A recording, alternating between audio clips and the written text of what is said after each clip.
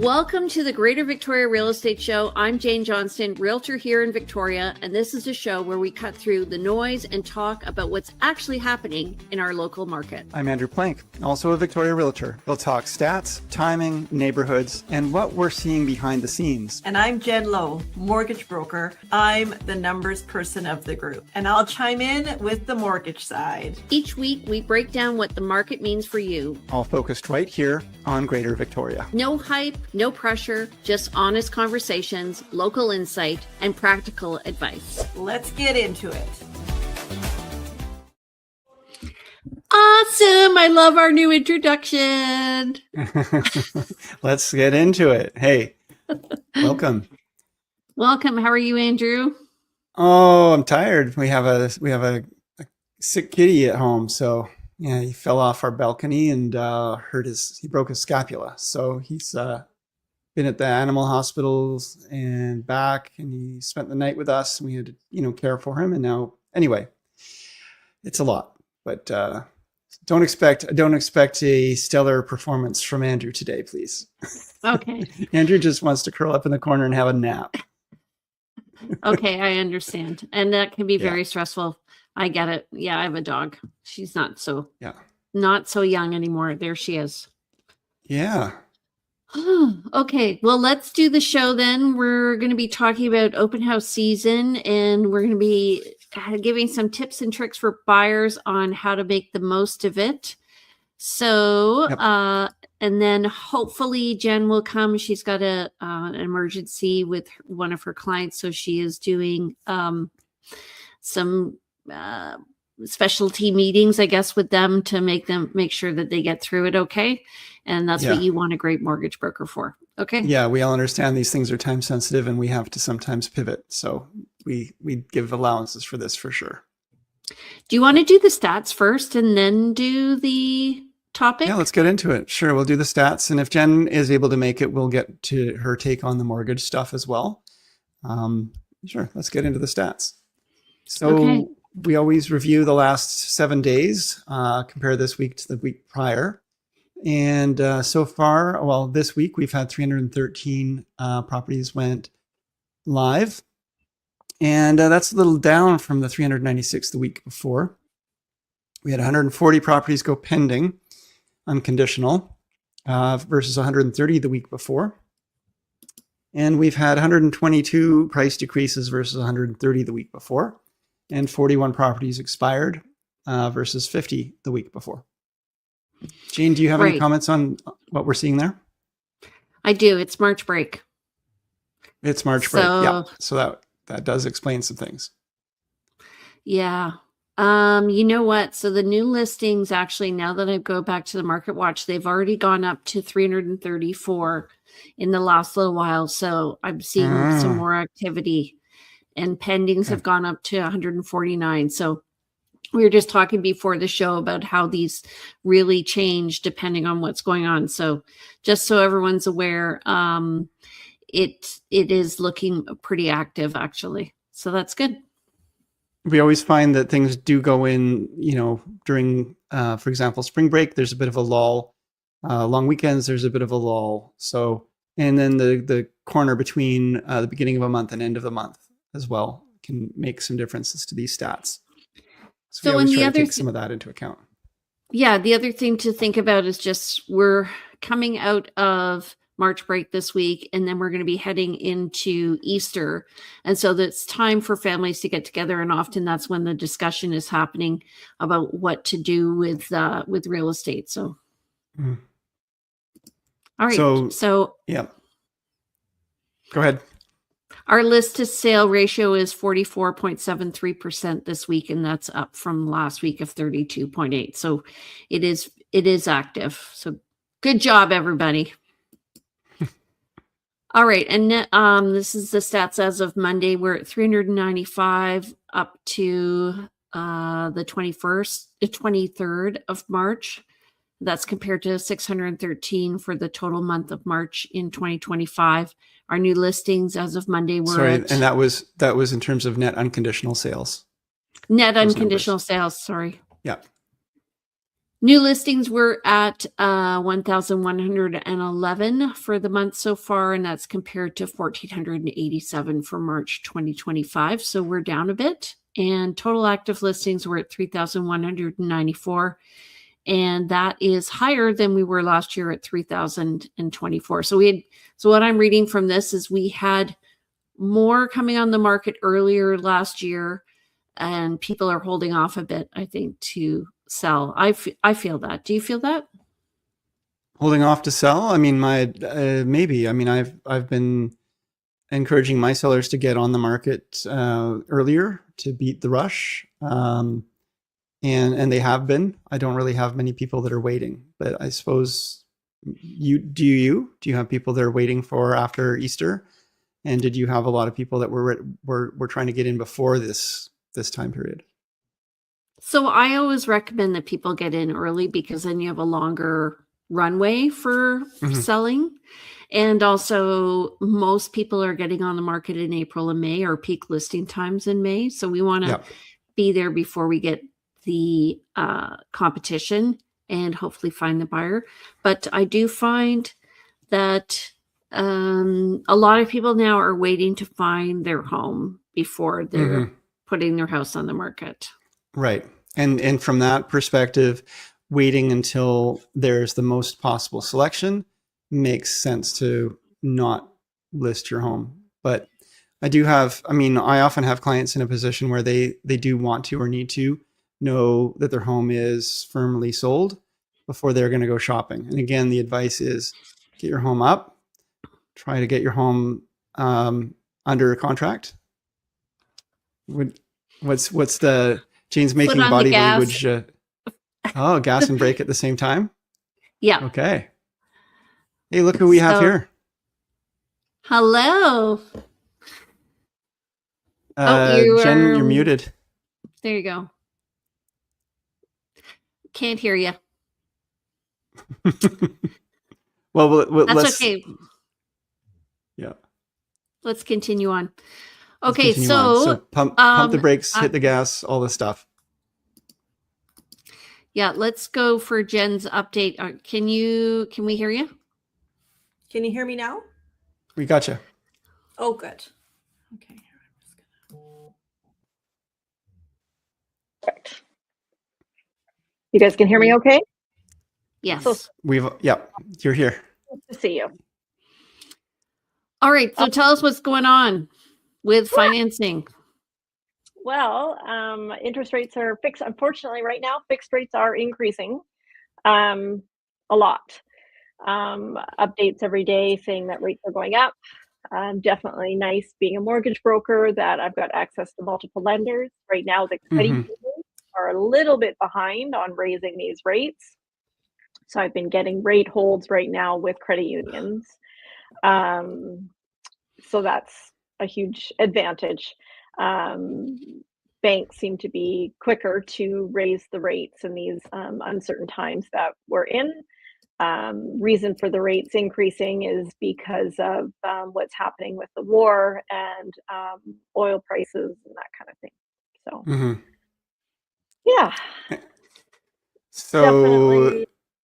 Sorry, if we were super optimistic and thought that this war was to actually come to an end and resolve quickly, and somehow oil security is back to where it was before, or what have you, what do you think what would happen for interest rates? Would they just slowly come back to where they were? Would they immediately come back? What do you imagine or anticipate based on what happens with the future? I know that's a really hard question, but having been in the industry for as long as I have, I can tell you interest rates go up a lot faster than they come down.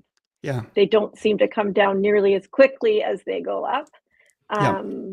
But it's nice, having lots of different access to different lenders. I'm able to watch that and able to get the best rates that are out there. So we'll just have to see.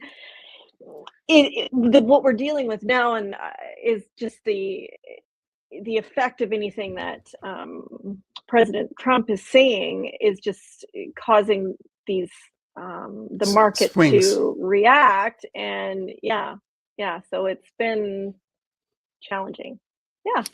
Are you finding the same thing with variable rates? No change to variable rates at all. So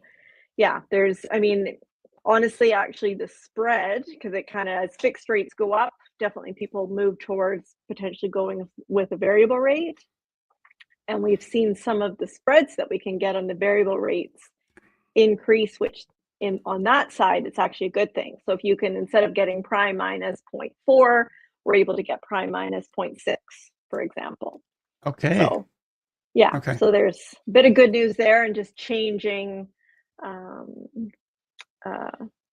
changing directions per se on what's the best option, and looking at, from a variable rate standpoint, looking at a fixed payment variable versus a adjustable rate mortgage. So lots of options to consider. Okay. With one other thing, with the fixed rates going up, that's a bet that Bonds. with the fixed rates going up, that's a bet by the banks that the that the variable rate will, or the bank lending rate will also go up. The variable rate will also go up in time. Is that not right? it's hard to say. I mean, inflation is gone up, or they're saying inflation is going to go up, right? And well, it is, because the cost of gas and oil is gone up. And with that, usually when inflation goes up, that pushes interest rates up on the bank side, or on the overnight lending rate side, which translates to clients that have a variable rate mortgage. The challenge that we also have, though, is that our unemployment numbers are also increasing. So our world that we're living in locally in Canada here, or in Canada, is our economy is not great. So will they raise rates? I don't know. It'll be interesting to see. Gotcha. Okay. Thank you. The other I don't thing, think just they'll on raise rates. No, it'd be interesting to see. On a general standpoint too, the other thing I'm running into more and more is any money coming from outside of Canada to put towards a down payment is definitely being scrutinized. And yes, so especially coming from different countries that are deemed higher risk right now, that is posing to be more and more of a challenge. So. Okay. Well, we're going to segue now into some tips and tricks for buyers. So how to access open houses and make the most of it. And I'm just wondering, Andrew, if you want to stick with us for this part, or if you want to head out to your cat's doctor appointment. Yeah, I'm going to have to run really quick, but let's dive into it. At least we can get a little bit into it. Maybe would you mind if I just give a quick dump on some thoughts for opens, and then leave you guys? Sure. So, okay. Thank you. I mean, first of all, why, like, open houses are something that buyers definitely should anticipate or consider going to. We hear a lot of buyers. I was going to say, I hear a lot of buyers who say, I don't want to bother my agent, and so they're going to go to the open house. But I think that there's a lot of buyers also don't want to go to open houses because they're afraid that they will maybe get sold that house by the listing agent, or get, some magical Svengali type of magical speaker will talk them into the home, or they'll fall in love with a home they're not ready for. But I think going to open houses, checking them out, getting to know the market and the inventory is just so vital, and it's such a good way to manage your time, because you don't always have access to your realtor.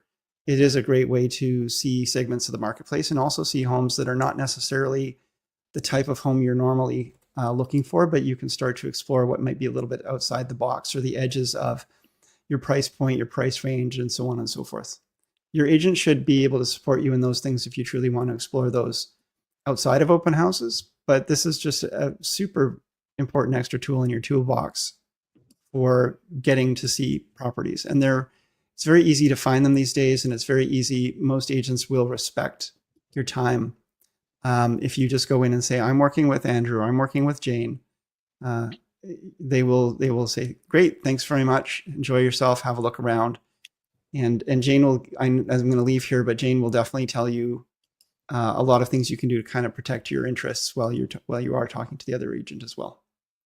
Yeah. And while Andrew's been talking, I've just been showing you a website, which I'll put in the chat, which is how to access through the Victoria Real Estate Board. You can select the homes that you want to see. You can create your own driving tour, which is really handy, and it'll give you the order and you can change the order if you want. Super easy to use. So I highly recommend. That's probably the biggest takeaway, I would say, for this particular topic. What do you think? The biggest takeaway is just, that go to the website or use the tools. Use the tool there. Yeah. Yeah. That's a great tool. I look forward to seeing it. Yeah. Yeah. So it's called just Google Open House Victoria. It'll take you to the Victoria Real Estate Board site. It'll show you what's coming up. And then you can click on all the different houses that you want to see. You could change the order, and then you can create a tour and then print that out, take it with you. Yep. So if you're going open housing on Sunday and you're checking Friday, check again Sunday morning. There may be another open house that's been added. The Victoria Real Estate Board site will include every open house that realtors have publicly announced. So nothing should be missing. It should catch 99.9% of all open houses. But they also get canceled. So another reason for checking before you go, they do get canceled. It might have been advertised Thursday for Sunday, and then Sunday comes, they've actually already sold it unconditionally, and the seller has said, I don't want to have an open house now. So you do want to watch for that. Anyway, thanks everybody. I'm going to run. Okay. I'm glad your cat's okay. Thank you. Yeah. He's okay-ish. Wow. But yeah. Okay. Bye, guys. Okay. Bye. Okay. So the first thing just to understand is the Open House Victoria is probably the best resource that you can use. As Andrew said, it's the most up-to-date, and it works in a timely manner. So agents are opening and closing open houses all the time. So you want to just make sure that you fine-tune your search just before you go out. And you are seeing, of course, what the realtors are putting out there. The other thing is just look for patterns. So if you're looking, I don't know if you remember looking for houses, Jen, but most open houses are typically Saturday and Sunday. And I find that there are some that go from 11 to 1 and then 2 to 4. Do you find that? Yes. However, I've noticed sometimes are there open houses during the week? On Thursday nights is another night that I've done them. And the purpose of that is to get people who are commuting home. So if I'm downtown and it's the end of a work day and I have a condo, I might put it on from 5 to 7 or something on a Thursday. Okay. Yeah. The other thing I would suggest is don't try and view more than, I would say most people max out around 5 or 6. You're going to get confused if you're looking at too many houses. And then a tip for that is to actually name the houses that you're seeing. So I do that with my clients. So I go in and I'm like, oh, this is like the weird toilet house where the toilet's on a throne or something. Or this is a cat house. Right. And then I would say, talk to someone like you first before you go. So people have an idea. Yeah, because trust me, everybody I know who says I have up to 500 to spend, and they go looking at 550 condos, they get disappointed. Right. So, and then I feel generally it can be a first step. You know what, we might want to move, but we want to just see what's out there without having to bother a realtor or, go down that road as well. Yeah. So I would say it's putting the cart before the house. Of course. Right? But what people are doing is they're taking action, and then they go, oh, wait a minute, I need all these things in place. Yes. So I would suggest meeting with your realtor and telling them, this is what I'm thinking about. They can set up the search for you. You can actually see the open houses as well through the realtor app that we have. Right. So, and then if you are going to go, let your agent know that you're going to go, but also I would tell the agent at the open house that you're interested. Not say, oh, I want to write an offer, but say, my agent's Jane, just let her, can you let her know I came through? And it depends on whether or not the agent who's manning the open house is the listing agent or not. But I'd say the biggest mistake buyers make is they don't talk to their agent to say they're interested. And then an offer comes in, and we as buyer agents don't know that our client's been through. Okay. And then you don't know that if there is pending offers or people are also right. And then they can lose out.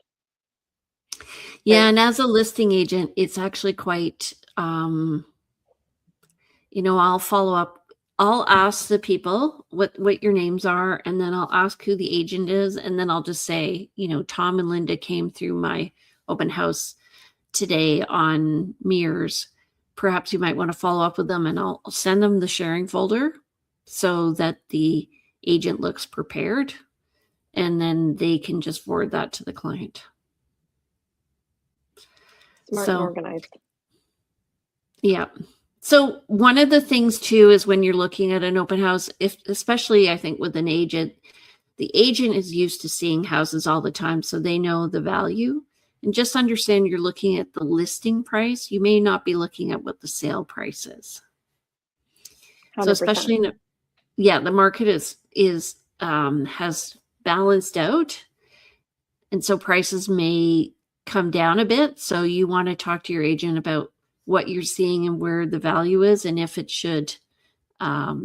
should be looking, this is where it might be good. If you're looking at 550 condos, and the market's coming down on condos, then maybe you can get a deal with something that's just slightly above your price range and bring it into your price range. Right.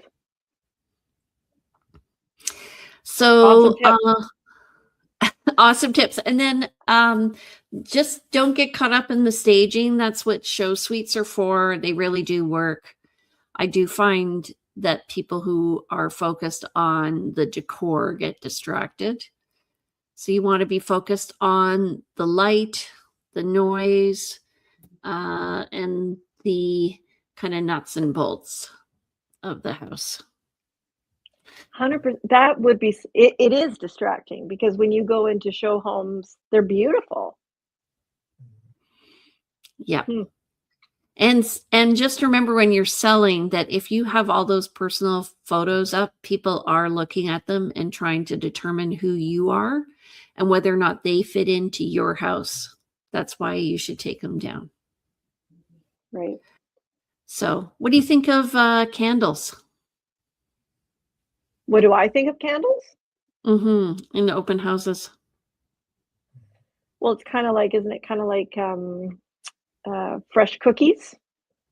There's fresh cookies in the oven. Same kind of idea, I guess, right? Like, I mean, it's a lovely smell, but my first question is what are they hiding?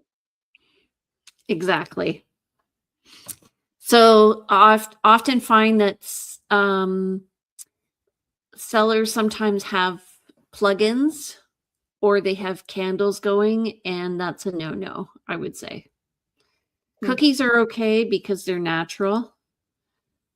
Pot's not okay. Good tip.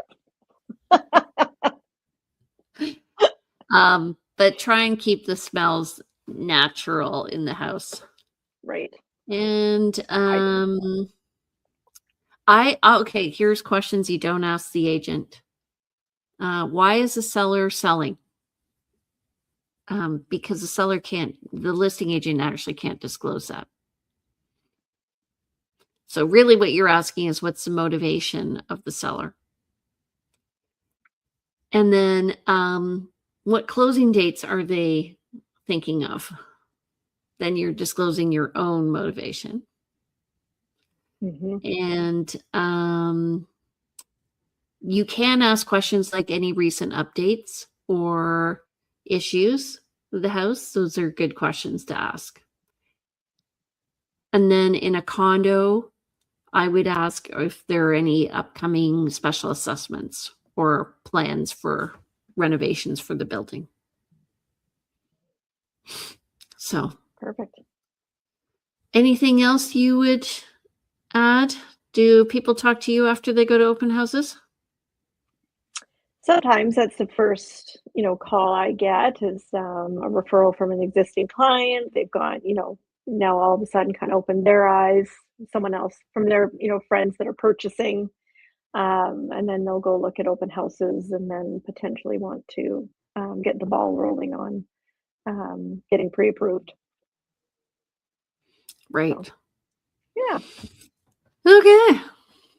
All right. Well, I hope everyone found this show helpful today. I know I would have liked this information when I was looking 20 years ago before I got into real estate. If you do like the show, let me just say, please like us, subscribe, comment. We'd love to hear what you have to say. And don't forget to share. We want to get your referrals. Absolutely.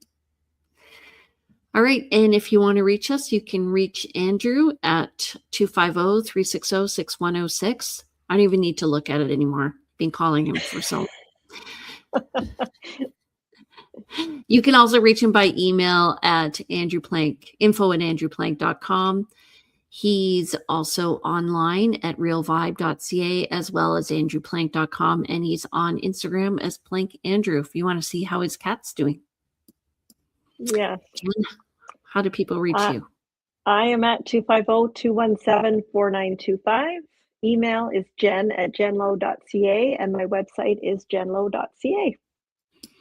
All right. And I'm Jane Johnston. I'm with the Briar Hill Group at Remax Camosun. You can reach me at 250-744-0775. My email is jane@briarhillgroup.com. And you can get me online at briarhillgroup.com or follow me on Instagram at realtyteacher_Remax_Victoria. And we are on every Tuesday at 2:30. So thanks for joining us today. And stay tuned for our new outro. Here we go. Thanks for joining us on the Greater Victoria Real Estate Show. We're here weekly, bringing you up-to-date insights on the Greater Victoria real estate market. Make sure to follow and subscribe on YouTube, Facebook, and wherever you listen to podcasts so you'll never miss an update. We'll be back next week with more clarity around what's happening and what it means for you.